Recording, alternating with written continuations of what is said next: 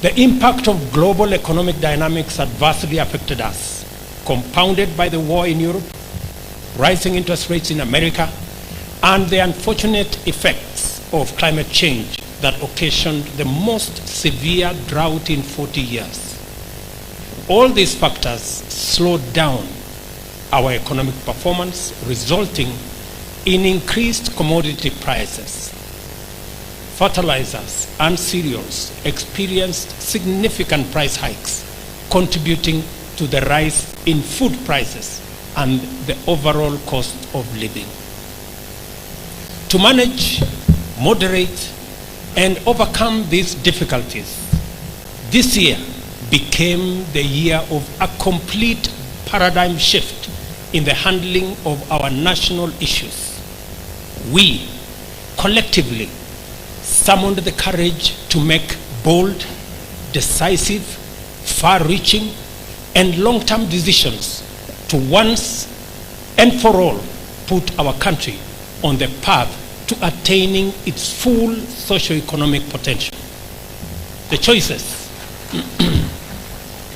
choices we've made over the last year were neither easy, populist, nor convenient. They were, however, meaningful, appropriate, and necessary. In the short term, painful, but in the long term, gainful. 2023 is the year we decided to stop wastage and extravagance, instead opting to live within our means.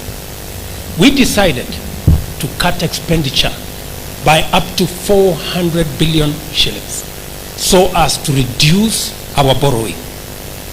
We decided to enhance our tax revenues by Kenya shillings 600 billion to fund our programs and development so as to safeguard our sovereignty and independence.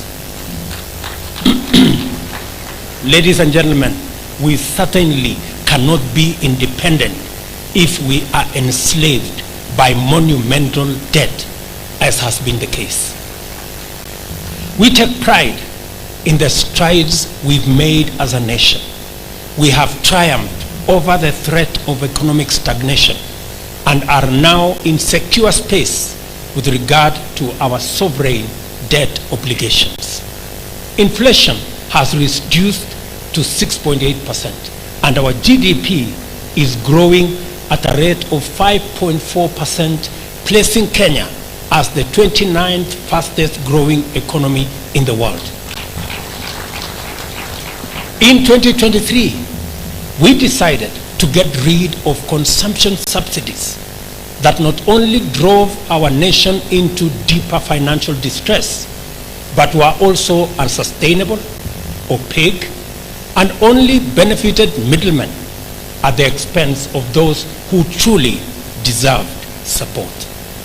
Instead, we deliberately redirected our focus to support production through incentives in our crops, livestock, and fisheries programs. Today, with the blessing of good weather, thanks to God, these interventions have enabled us to increase our food productivity by 40% at a fraction of the previous cost.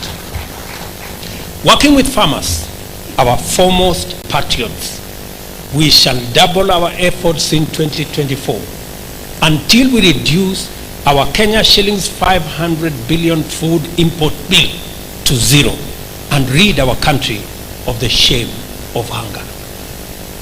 In 2023, we decided that growing our economy, as has been the case in the past, was not enough.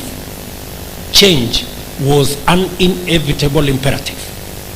As such, we rolled out an economic growth model intentionally designed to be inclusive, deliberately expanding opportunities and creating jobs.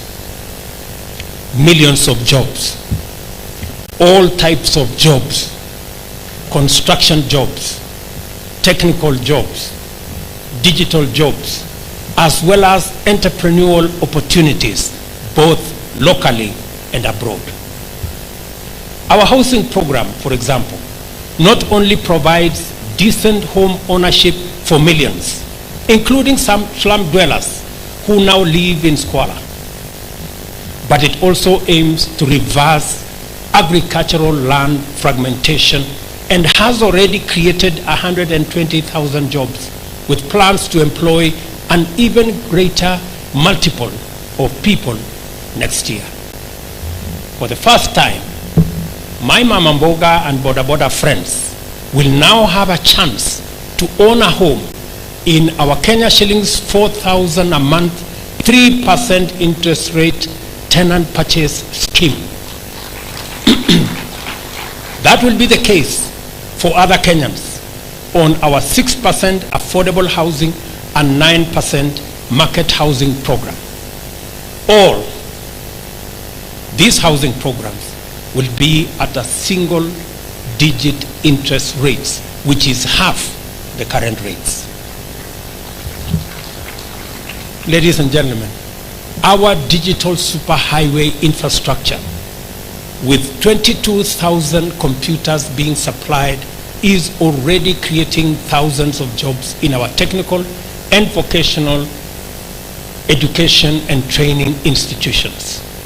Even as we roll out our ICT hubs in every ward and every constituency in Kenya.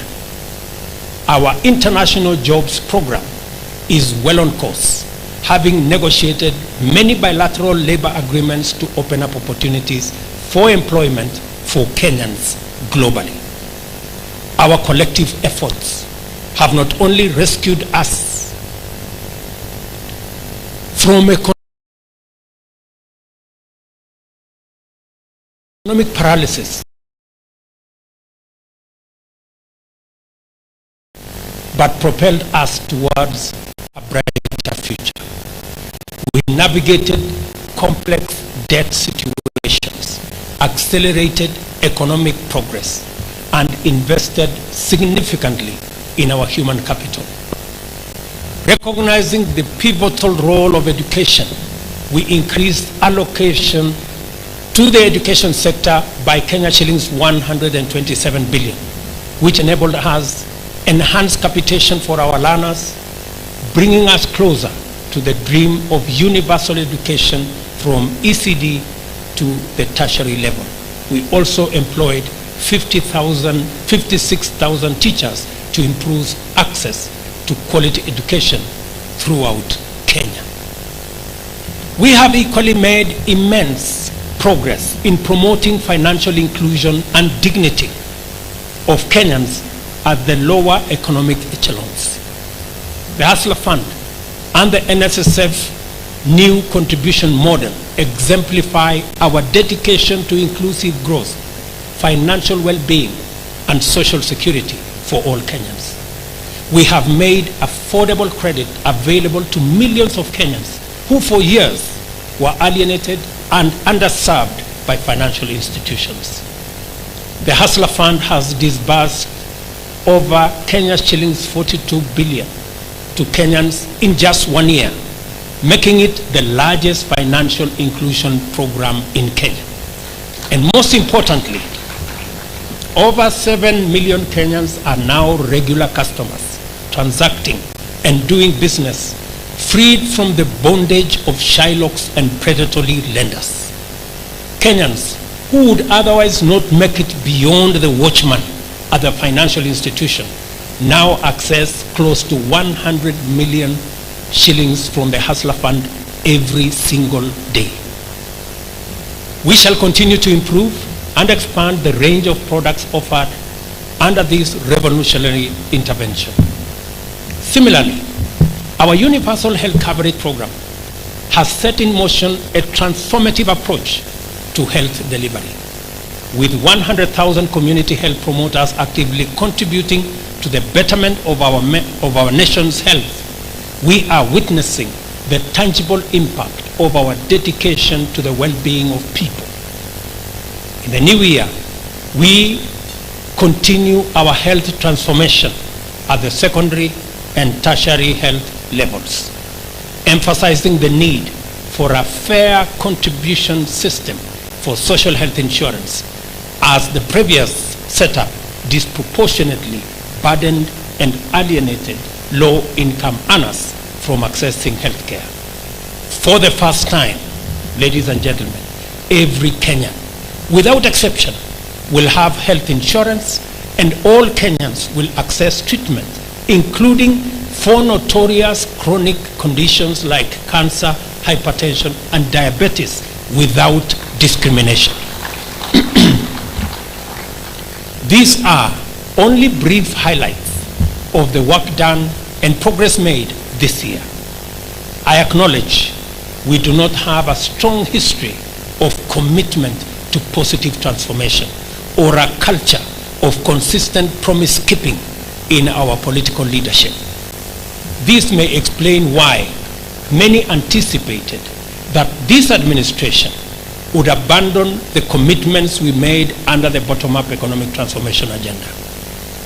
It is in this context, for example, that I understand the invitation by some for us not to honor our commitment on account that they are either too onerous or simply unattainable. For the record, I want to tell them, we are breaking new ground and charting a new political culture for Kenya.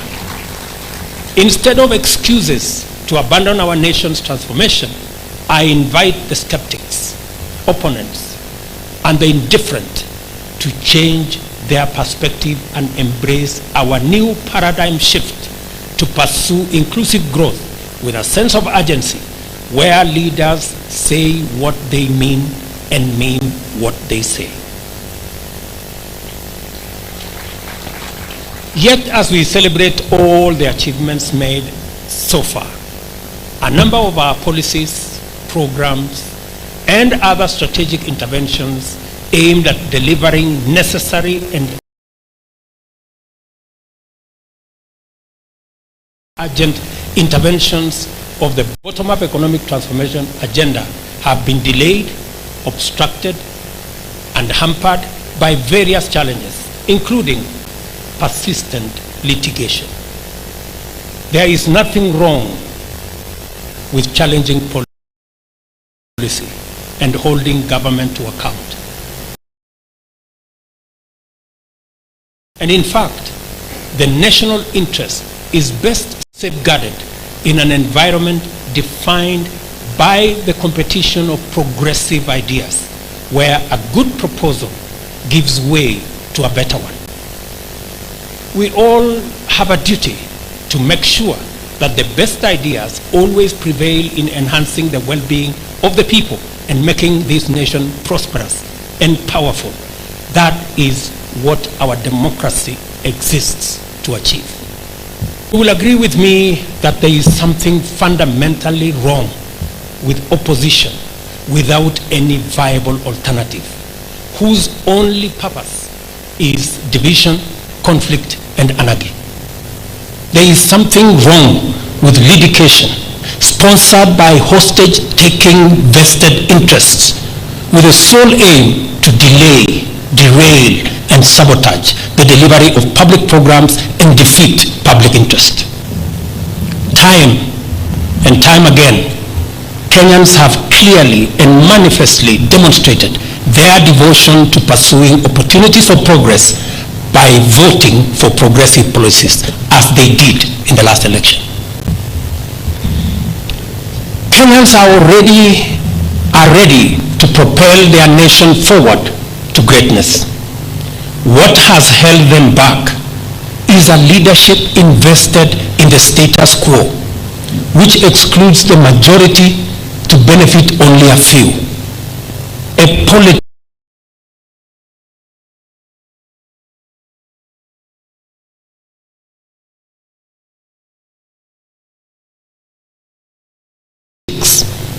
comfortable with keeping millions in want and indignity to preserve the illegitimate privileges of a few, and a resultant institutional system in which the disenfranchisement of ordinary people is the yardstick of public policy.